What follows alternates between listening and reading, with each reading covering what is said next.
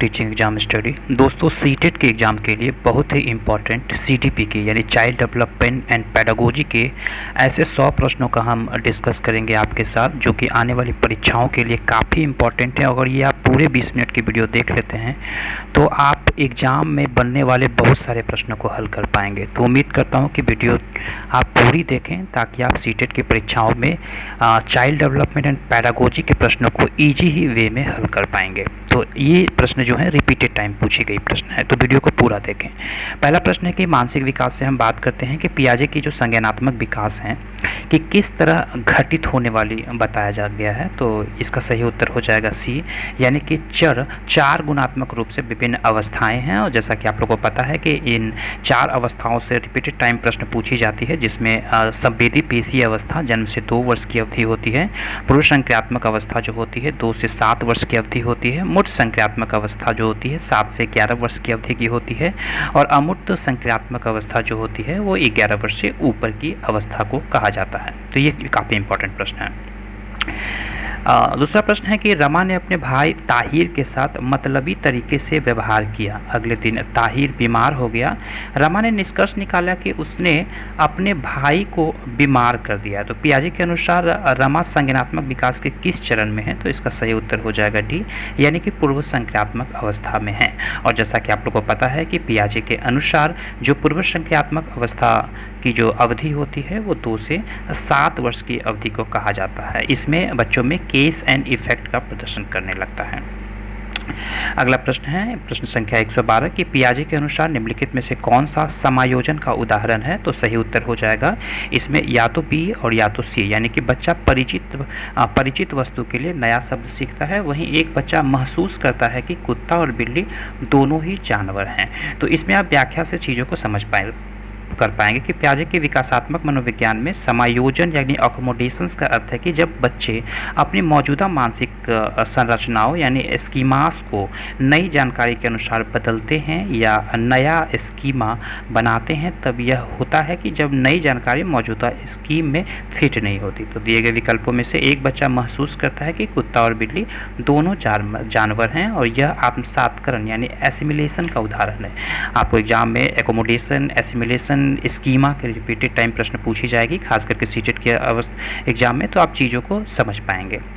अगला प्रश्न है प्रश्न संख्या 113 कि ब्रूनर के अनुसार मानसिक विकास की किस अवस्था में बच्चे अपनी अनुभूतियों को भाषा के माध्यम से अभिव्यक्त कर सकता है? तो सही उत्तर हो जाएगा सांकेतिक अवस्था जो है, ये सांकेतिक अवस्था के द्वारा बच्चों जो है वो अनुभूतियों का अध्ययन कर पाएंगे। जेरोन ब्रूनर के संज्ञानात्मक विकास के सिद्धांत में सांकेतिक अवस्था यानी कि जो सिंबॉलिक स्टेज होती है वह ऐसा चरण है जहाँ बच्चा शब्द, भाषा और अन्य प्रतीकों के उपयोग करके अपने विचारों और अनुभवों को जो है वो व्यक्त कर सकते हैं। नेक्स्ट प्रश्न है कि जीन पियाजे के अनुसार अनुकरण करने की प्रवृत्ति संज्ञानात्मक विकास की किस अवस्था से संबंधित है? तो ये सही उत्तर हो जाएगा बी नंबर, यानी कि पूर्व संक्रियात्मक अवस्थाएं। पियाजे के संज्ञानात्मक विकास के सिद्धांत के अनुसार अनुकरण यानी कि जो इमिटेशंस और प्रतीकात्मक खेल की प्रवृत्ति मुख्य रूप से पूर्व संक्रियात्मक अवस्था से संबंधित होती हैं, जो लगभग 2 से लेकर के 7 वर्ष तक की आयु तक निरंतर चलती रहती है।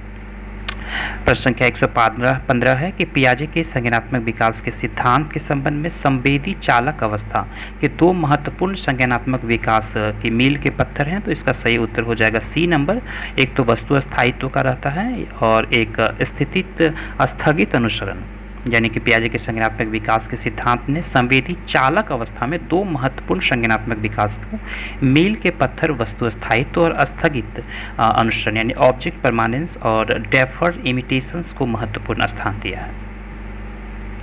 अगला प्रश्न है काफ़ी इंपॉर्टेंट, तो इसे हम गौर से पढ़ते हैं, आप इसे समझेंगे कि प्रश्न संख्या 116 है कि रस्सी कूदते समय पैर में रस्सी फंसने के कारण आउट होने के बाद अरु कहता है कि उसे रस्सी ने जानबूझकर आउट किया है। जीन पियाजे की संज्ञानात्मक विकास सिद्धांत की किस अवस्था में बच्चे इस तरह के तर्क दे सकते हैं? तो सही उत्तर हो जाएगा डी नंबर, यानी कि पूर्व चालक जो अवस्था होती है इसमें बच्चे ये महसूस करते हैं। प्रश्न संख्या 117 है कि जीन पियाजे के अपने संज्ञानात्मक विकास के सिद्धांत में किस अवधारणा पर चर्चा नहीं की है? आत्मसातीकरण, पृथक्करण, समायोजीकरण या संतुलीकरण। तो सही उत्तर हो जाएगा पृथक्करण, यानी कि जीन पियाजे ने अपने सिद्धांत में पृथक्करण यानी सेग्रेगेशन की चर्चा जो है वो नहीं किया गई है। पियाजे के सिद्धांत में मुख्य स्तंभ आत्मसातीकरण या जिसे एसिमिलेशन कहा जाता है, और समायोजन यानी एकोमोडेशन, और संतुलीकरण जिसे इक्विलिब्रियम भी कहा जाता है। अगला प्रश्न है प्रश्न संख्या 118 कि जीन पियाजे के संज्ञानात्मक विकास के सिद्धांत के अनुसार निम्नलिखित में से कौन सी क्षमता मूर्त संक्रियात्मक सोच को पूर्व संक्रियात्मक सोच से अलग करती है? तो सही उत्तर हो जाएगा ये विकेंद्रीकरण, इसका सही उत्तर है। अगला प्रश्न है प्रश्न संख्या 119 कि विकास के किस पहलू में तर्क, चिंतन और समस्या समाधान की व्याख्या की जाती है? तो सही उत्तर हो जाएगा संज्ञानात्मक विकास। संज्ञानात्मक विकास में उपयोग करना सीखता है और कैसे ज्ञान कैसे विकसित होता है इसका वर्णन करने के लिए चिंतन, स्मृति, समस्या और समाधान, तर्क और कार्यकारी कार्य की प्रक्रियाओं का उपयोग किया जाता है। अगला प्रश्न को आप गौर से समझेंगे। अभिकथन और कारण के प्रश्न पूछे जाते हैं खास करके एग्जाम में। अभिकथन कहता है कि शिक्षार्थी जो पहले से जानते हैं कि उसके आधार पर अपने ज्ञान का निर्माण करते हैं, और कारण है कि पैटर्न ढूंढना और पिछले ज्ञान के साथ जुड़ाव बनाने से शिक्षार्थियों को जानकारी को सार्थक रूप से संसाधित करने में मदद मिलती है। सही विकल्प का चयन करना है तो सही उत्तर हो जाएगा ए नंबर। ए और आर जो है वो दोनों सही हैं, और ए की आर जो है वो सही व्याख्या करते हैं। तो इस प्रकार के प्रश्नों को आप रिकॉल करेंगे एग्जाम के दृष्टिकोण से। अगला प्रश्न है कि जागृति को पता चल गया है कि उसका जो कुत्ता है वो रस्टी एक गोल्डन स्ट्रीवर है। जब वो एक और कुत्ते को देखती है और रस्सी जैसा दिखता है लेकिन एक अलग नस्ल का है, तो वह उसे भी कुत्ता ही समझती है। जीन पियाजे की संज्ञानात्मक विकास के सिद्धांत के अनुसार यह किस अवधारणा को प्रदर्शित करता है? तो इसका सही उत्तर हो जाएगा समायोजन के तहत। अगला प्रश्न है, आप समझेंगे और चीज़ों को समझने का प्रयास करेंगे। प्रश्न संख्या 122 है कि बच्चे अक्सर अपने आसपास की घटनाओं की अपनी व्याख्या लेकर आते हैं। बारिश क्यों होती है? यह पूछे जाने पर शिया कहती है कि भगवान अपने कंधों पर पानी की बाल्टियाँ ढो ढो कर थक चुके हैं, और ऐसी व्याख्या करता है। तो इसका सही उत्तर जो हो जाएगा डी नंबर, यानी कि संकेत देता है बच्चे कि बच्चों में अपने सांस्कृतिक परिवेश के अनुकूल सहज समझ होती है, जिसमें वे घटनाओं को समझने की जो है वो कोशिश करते हैं। अगला प्रश्न है प्रश्न संख्या 123 नंबर की जीन पियाजे ने संज्ञानात्मक विकास के किस प्रकार का वर्णन किया है? तो सही उत्तर हो जाएगा सी नंबर, 4 गुणात्मक रूप से भिन्न चरण है। बहुबुद्धि काफ़ी प्रश्न पूछी जाती हैं, और बहुबुद्धि के सिद्धांत किसने दिया था? पियाजे ने, ब्रूनर ने, गार्डनर ने या वाइगोस्की ने? तो सही उत्तर हो जाएगा सी नंबर जो है वो हॉवर्ड गार्डनर के द्वारा यह सिद्धांत दिया गया था। बहुबुद्धि के सिद्धांत ने गार्डनर द्वारा प्रदर्शित किया गया था। इस सिद्धांत के अनुसार बुद्धि विभिन्न कारकों का मिश्रण होता है, जिसमें अनेक योग्यताएं निहित होती है। किसी भी मानसिक कार्य में विभिन्न कारक मिलकर एक साथ कार्य करते हैं। गार्डनर के अनुसार बुद्धि के विभिन्न प्रकार मानव बुद्धि की विविधता के परिचालक होते हैं। अगला प्रश्न है कि प्रश्न संख्या 125 के स्पीयरमैन ने क्या दिया था? तो सही उत्तर हो जाएगा ए नंबर, यानी कि बुद्धि के द्विकारक सिद्धांत के जो प्रतिपादक थे, और वो बुद्धि के द्विकारक सिद्धांत स्पीयरमैन के द्वारा दिया गया था। इन्होंने अपनी बुद्धि 2 तत्व में बांटा था, जी फैक्टर और एस फैक्टर। प्रश्न संख्या 126 है कि निम्न में से कौन सी अवस्था ब्रूनर के संज्ञानात्मक विकास का सिद्धांत का अंग नहीं है? तो सही उत्तर हो जाएगा आंतःप्रज्ञा अवस्था होती है। ब्रूनर के संज्ञानात्मक विकास की अवस्थाओं को 3 स्तरों में बांटा गया है। पहला क्रियात्मक अवस्था जिसे इनएक्टिव स्टेज कहते हैं, प्रतिबिंबात्मक अवस्था जिसे आइकोनिक स्टेज कहते हैं, और सांकेतात्मक अवस्था जिसे सिंबोलिक स्टेज का संज्ञा दिया गया है। अगला प्रश्न है प्रश्न संख्या 127 कि किसने बहुविमात्मक प्रज्ञा का प्रत्यय दिया था? तो सही उत्तर हो जाएगा डी, गार्डनर के द्वारा यह दिया गया था सन 1983 ईस्वी में। इन्होंने 8 प्रकार की बुद्धि बताई थी, जो हैं व्यक्तिगत पर बुद्धि, संगीत बुद्धि, स्थानिक बुद्धि, भाषाई बुद्धि, व्यक्तिगत स्वबुद्धि, शरीर गति की बुद्धि, तार्किक गणितीय बुद्धि और प्राकृतिक बुद्धि को इन्होंने स्पष्ट किया था। अगला प्रश्न है प्रश्न संख्या 128 की बुद्धि के बारे में निम्नलिखित कथनों में से कौन सा कथन सही है? तो सही उत्तर हो जाएगा सी नंबर कि बुद्धि बहुआयामी है, जिसमें बुद्धि परीक्षणों के द्वारा पूर्ण रूप से परिमेय ना की जाने वाली योग्यताएं शामिल होती हैं।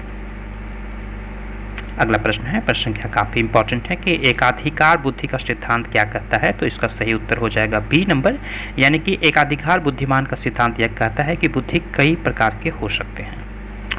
अगला प्रश्न है, प्रश्न संख्या 130 नंबर की संज्ञानात्मक विकास निम्न में से किसके द्वारा समर्थित किया गया था, तो सही उत्तर हो जाएगा सी नंबर, एक समृद्ध और विविधतापूर्ण वातावरण उपलब्ध कराने के संबंध में। प्रश्न संख्या 131 है कि बच्चों के संज्ञानात्मक विकास को सबसे अच्छे तरीके से कहाँ परिभाषित किया जा सकता है, तो इसका सही उत्तर हो जाएगा विद्यालय एवं कक्षा में। अगला प्रश्न है, प्रश्न संख्या 132 की हार्वर्ड गार्डनर के बहुबुद्धि सिद्धांत को समझाता है कि शिक्षक को चाहिए कि विषय वस्तु को वैकल्पिक विधियों से पढ़ाने के लिए बहुविधियों का एक रूपरेखा की तरह ग्रहण करे।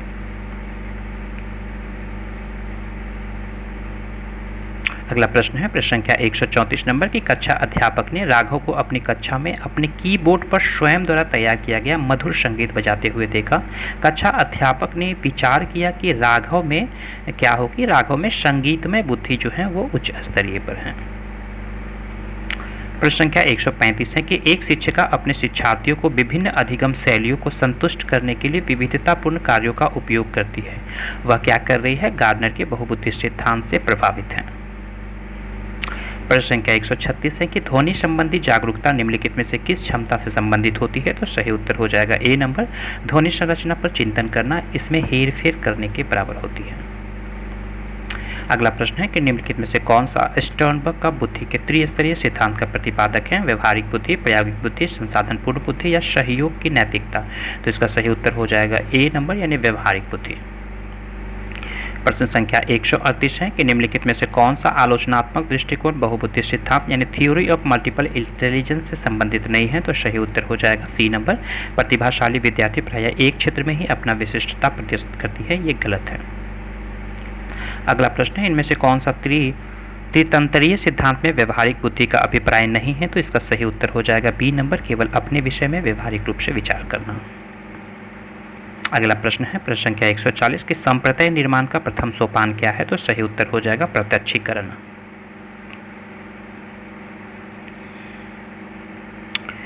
प्रश्न संख्या 141 की ओर बढ़ते हैं कि संज्ञान किस बुद्धि के सिद्धांत का हिस्सा है, तो सही उत्तर हो जाएगा सी नंबर, यानी गिलफोर्ड के सिद्धांत के अंतर्गत। प्रश्न संख्या 142 है कि बुद्धि के द्विकारक सिद्धांत का प्रतिपादन किसने किया था, तो सही उत्तर हो जाएगा स्पीयरमैन ने बुद्धि के द्विकारक सिद्धांत का प्रतिपादन किया था। अंग्रेज मनोवैज्ञानिक स्पीयरमैन ने 1904 ईस्वी में किया था। इनके अनुसार बुद्धि दो कारकों से मिलकर बनी होती है, सामान्य योग्यता कारक जिसे जी फैक्टर कहा जाता है और विशिष्ट योग्यता कारक जिसे एस फैक्टर भी कहा जाता है। अगला प्रश्न है, प्रश्न संख्या 143 की हार्वर्ड गार्डनर का बुद्धि का सिद्धांत किस पर बल देती है, तो सही उत्तर हो जाएगा प्रत्येक व्यक्ति की विलक्षण विशेषताओं पर। प्रश्न संख्या 144 है कि बुद्धि के तरल क्रिस्टलीय प्रतिमान के प्रतिपादक कौन है, तो सही उत्तर हो जाएगा कैटन। अगला प्रश्न है, थोड़ा सी बड़ी है कि एक जुड़वा भाइयों में से एक को सामाजिक आर्थिक रूप से धनाढ्य परिवार को गोद लिया जाता है और दूसरे को एक निर्धन परिवार के द्वारा। 1 वर्ष के बाद उनके बुद्धि लब्धांक के बारे में निम्नलिखित में से कौन सा अवलोकित होने की सर्वाधिक संभावना है, तो सही उत्तर हो जाएगा बी नंबर, यानी कि सामाजिक आर्थिक स्तर बुद्धि लब्धांक को प्रभावित नहीं करता है। प्रश्न संख्या 146 है कि बुद्धि लब्धांक सामान्यतः रूप से शैक्षणिक निष्पादन के माध्यम से होती है, मध्यम, कम से कम, पूर्ण या उच्च, तो सही उत्तर हो जाएगा उच्च, यानी डी। यानी कि बुद्धि लब्धांक उच्च रूप से शैक्षणिक निष्पादन से संबंधित होती है, यानी बुद्धि लब्धांक का सीधा संबंध उच्च शैक्षणिक निष्पादन से होता है। जैसे 130 से अधिक बुद्धि लब्धांक वाले बालकों की प्रतिभाशाली तथा 71 से कम बुद्धि लब्धांक वाले बालकों को जड़ बुद्धि की श्रेणी में रखा जाता है। प्रश्न संख्या 147 की बुद्धि क्या है, तो सही उत्तर हो जाएगा ए, सामर्थ्यों का एक समुच्चय को बुद्धि कहा जाता है।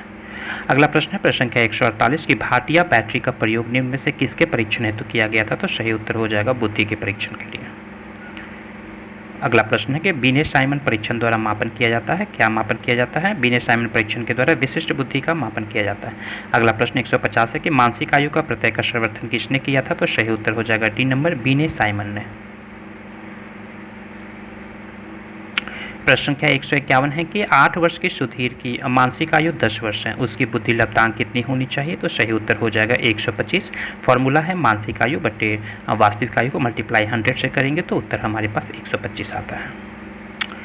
अगला प्रश्न है, प्रश्न संख्या 152 की हम और आगे बढ़ते हैं 152 नंबर प्रश्न कह रहा है कि खाली स्थान बैटरी का प्रयोग निम्न में से किसके मापन हेतु किया जाता है।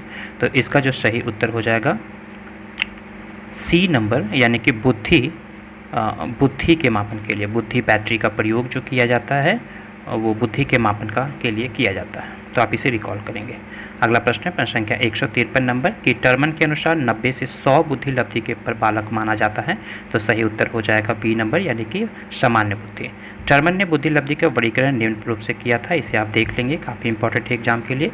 130 से अधिक प्रतिभाशाली बुद्धि कहते हैं, 121 से 130 के बीच में प्रखर बुद्धि कहा जाता है, 111 से 120 के बीच में तीव्र बुद्धि कहा जाता है, 91 से 110 के बीच में सामान्य बुद्धि कहा जाता है, 81 से 90 के बीच में मंद बुद्धि कहा जाता है, 71 से 80 के बीच में अल्प बुद्धि वाले व्यक्ति कहे जाते हैं, और 71 से कम जड़ बुद्धि की श्रेणी में आते हैं। अगला प्रश्न है प्रश्न संख्या 154 कि मानसिक आयु का प्रत्यय किसने दिया था। तो सही उत्तर हो जाएगा बी ने, साइमन ने।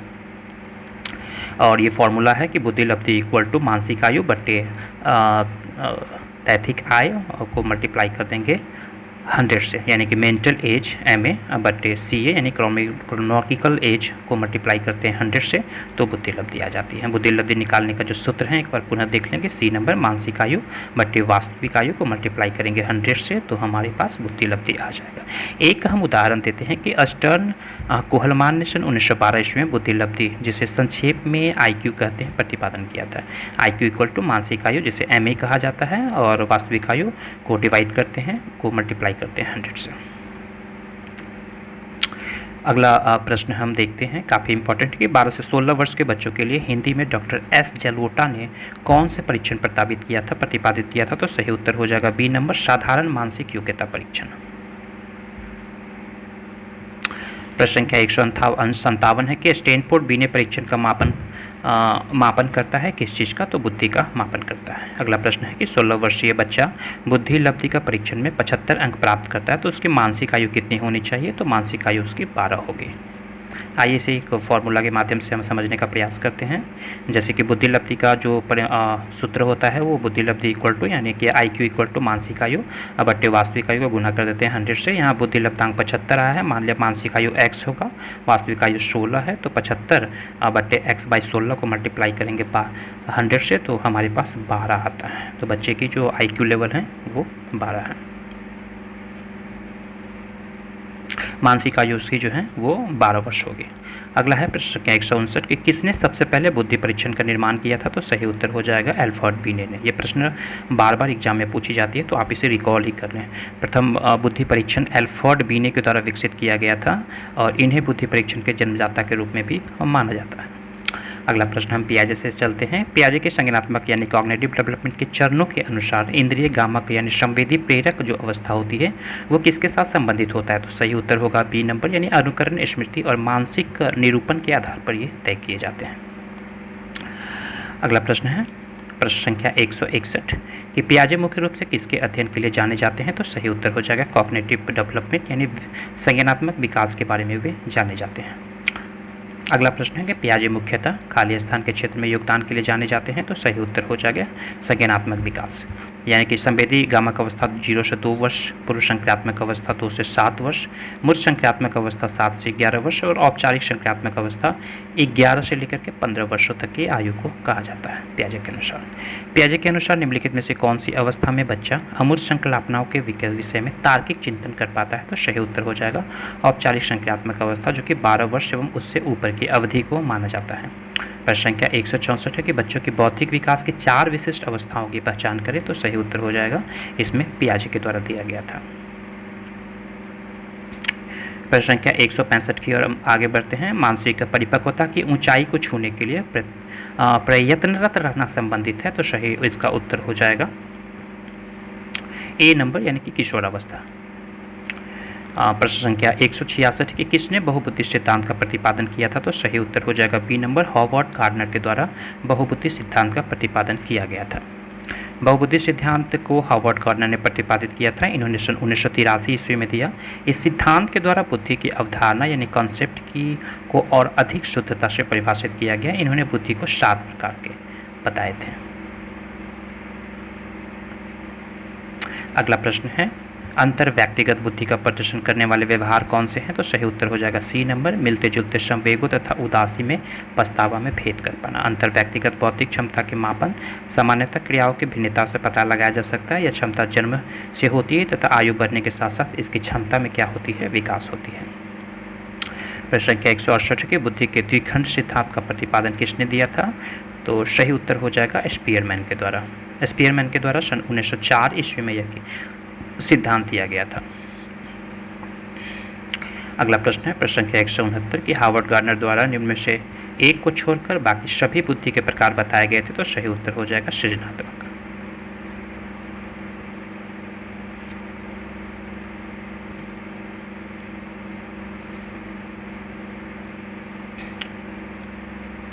प्रश्न संख्या 170 है कि बुद्धि के बहुकारक सिद्धांत के प्रतिपादन किसने किया था? तो बुद्धि के बहुकारक सिद्धांत का प्रतिपादन जो किया था वो सी नंबर यानी कि थॉर्नडाइक के द्वारा यह किया गया था। प्रश्न संख्या 171 है कि बुद्धि के एकल घटक या एकल अवयव का सिद्धांत किसने दिया था? तो सही उत्तर हो जाएगा एल्फ्रेड बीने के द्वारा। प्रश्न संख्या 172 की गार्डनर ने 7 अभियोग्यताओं का अधिगाम निर्धारित किया था, इसमें कौन सा सही नहीं है? तो सही उत्तर हो जाएगा भावनात्मक अभियोग्यता। प्रश्न संख्या 173 है काफ़ी इंपॉर्टेंट कि निम्नलिखित में से बौद्धिक वातावरण को प्रभावित करने वाले सबसे महत्वपूर्ण कारक कौन सा है? तो सही उत्तर हो जाएगा विद्यालय का वातावरण। ए नंबर ऑप्शन इसका सही हो जाएगा। प्रश्न संख्या 174 है कि बुद्धि के लिए कौन सा कथन सत्य नहीं है? तो सही उत्तर हो जाएगा बुद्धि परिश्रम करने की योग्यता है, ये गलत है। प्रश्न संख्या 175 है कि एक विद्यार्थी की वास्तविक आयु 10 वर्ष है तथा मानसिक आयु 12 वर्ष है, तो इसकी बुद्धि लब्धि कितनी होगी? तो सही उत्तर हो जाएगा 120। यानी बुद्धि लब्धि के फॉर्मूला के अकॉर्डिंग बनाएंगे IQ इक्वल टू मानसिक आयु बट्टा वास्तविक आयु गुना 100। 12/10 को 100 से मल्टीप्लाई करेंगे तो 10, 12 को 10 से मल्टीप्लाई करेंगे तो 120 इसका IQ लेवल आया। अगला प्रश्न है कि यदि एक बच्चे को मानसिक आयु 5 वर्ष है तथा वास्तविक आयु 4 वर्ष है तो उसके बुद्धि की IQ कितनी होगी? तो सही हो जाएगा 125। बुद्धि लब्धि इक्वल टू मानसिक आयु बट्टा वास्तविक आयु गुना 100 इक्वल टू 125 हमारे पास उत्तर आ जाता है। प्रश्न संख्या 177 है कि बुद्धि का वंशानुक्रम का प्रभाव होता है, किसने कहा था? तो सही उत्तर हो जाएगा ये टर्मन के द्वारा दिया गया था। अगला प्रश्न है प्रश्न संख्या 178 कि मनुष्य का व्यवहार मुख्यतः किससे प्रेरित होता है? तो सही उत्तर हो जाएगा बुद्धि के द्वारा ये प्रेरित होता है। प्रश्न संख्या 179 है कि एक बालक की वास्तविक आयु 12 वर्ष तथा मानसिक आयु 15 वर्ष है, तो उसकी बुद्धि लब्धि कितनी होगी? तो सही उत्तर हो जाएगा 125 वर्ष। आप इस फॉर्मूला के अकॉर्डिंग इन चीज़ों को समझ चुके हैं। प्रश्न संख्या 180 है कि एक बालक जिसकी बुद्धि लब्धि 105 है उसे वर्गीकृत किया जाता है, सही उत्तर हो जाएगा सामान्य बुद्धि के तहत। आप इसे हो सके तो एक बार स्क्रीनशॉट जरूर ले लें क्योंकि ये प्रश्न रिपीटेड टाइम एग्जाम में पूछी जाती हैं। 130 से अधिक प्रतिभाशाली बच्चे होते हैं, 121 से 130 के बीच में प्रखर बुद्धि वाले, 111 से 120 के बीच में तीव्र बुद्धि वाले, 91 से 110 के बीच में सामान्य बुद्धि वाले, 81 से 90 के बीच में मंद बुद्धि वाले, 71 से 80 के बीच में अल्प बुद्धि वाले और 71 से जो नीचे होते हैं वो जड़ बुद्धि की श्रेणी में बच्चे आते हैं। आइए प्रश्न संख्या 182 देखते हैं कि एक बालक का जो मानसिक आयु है 12 वर्ष है और शारीरिक आयु 10 वर्ष है, तो उसका बुद्धि लब्धि कितना होगा? तो सही उत्तर हो जाएगा ए नंबर 120। आप इस फॉर्मूला से एक बार बना सकते हैं, मानसिक आयु बट्टा शारीरिक आयु गुना 100, तो हमारे पास 120 यहाँ पे उत्तर आ जाता है। बुद्धि लब्धि मापने का जो जन्मदाता है उसकी नेम कहा जाता है, तो सी नंबर इसका सही हो जाएगा। बीने ने प्रथम बुद्धि परीक्षण का निर्माण किया और मानसिक आयु का संप्रत्यय भी दिया। विलियम स्टर्न एवं कुहलमान ने 1912 ईस्वी में मानसिक आयु ने वास्तविक आयु का अनुपात को बुद्धि लब्धि यानी IQ के रूप में प्रयोग करने का सुझाव भी दिया और सन 1916 ईस्वी में टर्मन ने मानसिक आयु और वास्तविक आयु पर 100 का गुना करके बुद्धि लब्धि ज्ञात करने के लिए विधि का भी निर्माण किया। वर्तमान में मान्यता प्राप्त, इसलिए टर्मन ने बुद्धि लब्धि को मापने का जन्मदाता के रूप में जाना जाता है। प्रश्न संख्या 184 है कि जड़ बुद्धि वाले बालक का IQ यानी बुद्धि लब्धि कितना होता है? तो सही उत्तर हो जाएगा 71 से कम होता है। आप ये चीज़ों को बार बार रिकॉल कर चुके हैं। अगला प्रश्न है कि बच्चे की बुद्धि लब्धि 90 से 110 के मध्य है, तो वो किस प्रकार से होंगे? तो सही उत्तर हो जाएगा वो सामान्य बुद्धि की श्रेणी में बच्चे आएंगे। अगला प्रश्न है कि जीन पियाजे के संज्ञानात्मक विकास के 4 चरणों में कौन सी सम्मिलित नहीं होती है? तो सही उत्तर हो जाएगा उत्तर संक्रियात्मक अवस्था जो होती है वो नहीं है। बाकी इंद्रिय गामक अवस्थाएं, पुरुष संक्रियात्मक अवस्था, अमूर्त संक्रियात्मक अवस्थाएं जो होती है, ये स्टेजेस का आप एक बार स्क्रीनशॉट भी ले सकते हैं। अगला प्रश्न है प्रश्न संख्या 187 के जीन पियाजे के संज्ञानात्मक विकास के में पूर्व संक्रियात्मक अवस्था के आयु कितनी के समूह के बच्चे आते हैं? तो 2 से 7 वर्ष तक के बच्चे इस श्रेणी में आते हैं। अगला प्रश्न है कि पियाजे के अनुसार संज्ञानात्मक विकास की अवस्थाओं को कितने चरणों में बांटा गया है? तो 4 चरणों में ये बांटा गया है, 4 भागों में। प्रश्न संख्या 189 है कि पियाजे के अनुसार बच्चा अमूर्त स्तर पर चिंतन, बौद्धिक क्रियाओं और समस्या समाधान किस अवस्था में करने लगता है? तो जो इसकी सही उत्तर हो जाएगा वो सी नंबर, यानी कि औपचारिक संक्रियात्मक अवस्था 11 से 15 वर्ष तक की अवधि में। प्रश्न संख्या 190 है कि पियाजे के संज्ञानात्मक विकास के सिद्धांत के अनुसार संवेदी क्रियात्मक अवस्था कितनी की अवधि तक होती है? तो जन्म से 2 वर्ष तक की अवधि को बालक में ये अवस्थाएं पाई जाती हैं।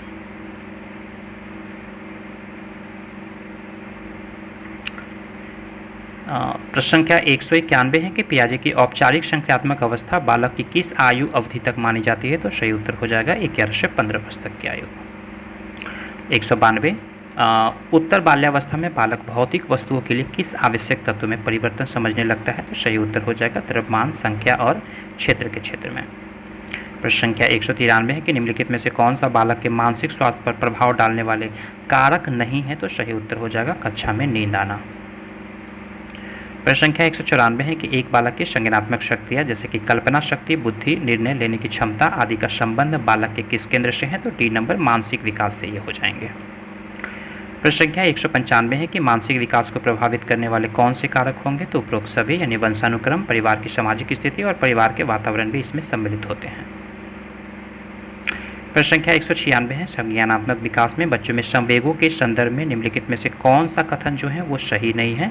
संवेगों की प्रकृति व्यक्तिपरक होती है, संवेगों में विस्थापन का गुण नहीं होता, संवेग उद्दीपक का उत्पादन होता है, संवेगों की अभिव्यक्ति समान नहीं होती है। तो इसका सही उत्तर हो जाएगा बी नंबर, यानी कि संवेगों में विस्थापन का गुण जो होता है वो नहीं होता है। प्रश्न संख्या 197 है कि किस मनोवैज्ञानिक ने माना था कि सभी प्रकार के संवेग मूल प्रवृत्ति से उत्पन्न होते हैं? तो सही उत्तर हो जाएगा मैकडूगल ने। प्रश्न संख्या 199 की ओर हम आगे बढ़ते हैं। निम्नलिखित में से कौन सा एक संवेग है? तो सही उत्तर हो जाएगा डर जो होता है वो एक संवेग है, और ये एग्जाम 2018 की सीटेट एग्जाम में ये प्रश्न जो है वो पूछी गई थी। अगला प्रश्न है 200 नंबर, और इस सीरीज के लास्ट प्रश्न है निम्नलिखित में से कौन सा संवेग तत्व नहीं है? तो सही उत्तर हो जाएगा संवेदी। बाकी व्यवहारात्मक, संज्ञानात्मक और दैहिक जो हैं वो संवेग हैं, बल्कि संवेदी जो हैं वो संवेग की श्रेणी में नहीं आती हैं।